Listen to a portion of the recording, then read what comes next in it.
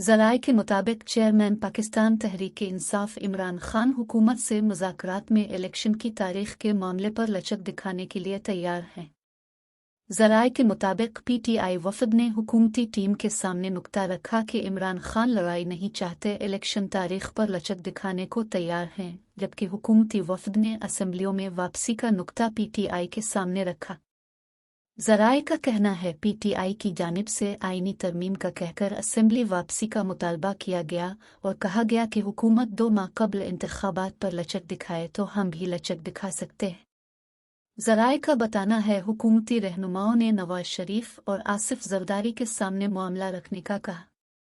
ज़राए के मुताबिक पीटीआई वफ़द ने हुकूमती अरकान से सवाल किया कि इलेक्शन अक्टूबर आबाद में होते हैं तो पीटीआई को क्या मिलेगा। अक्टूबर में इंतखाबात की सूरत में सूबाई हुकूमतों की बहाली पर भी बातचीत हुई।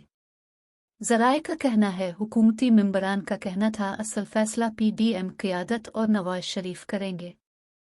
ज़राए के मुताबिक मुलाकात में असम्बलियों की बहाली और कौमी असम्बली वापसी पर कानूनी पेचीदगियों पर भी गुफ्तगू हुई और हुकूमती टीम का मौक़िफ़ था कि जो फैसला हुआ तमाम फरीक इस पर दस्तखत करेंगे।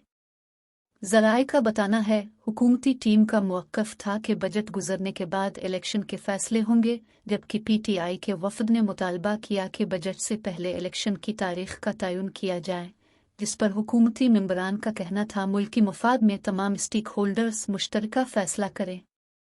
याद रहे कि आज इस्लामाबाद की अदालत में पेशी के मौके पर मीडिया से गैर रस्मी गुफ्तगू करते हुए इमरान खान का कहना था शाह महमूद कुरैशी और फवाद चौधरी को हिदायत की है कि अगर हुकूमत फौरी असेंबली तोड़कर इलेक्शन कराना चाहती है तो ही बात करें, अगर दोबारा वही सितंबर अक्टूबर की बात करते हैं तो बात करने की कोई ज़रूरत नहीं है।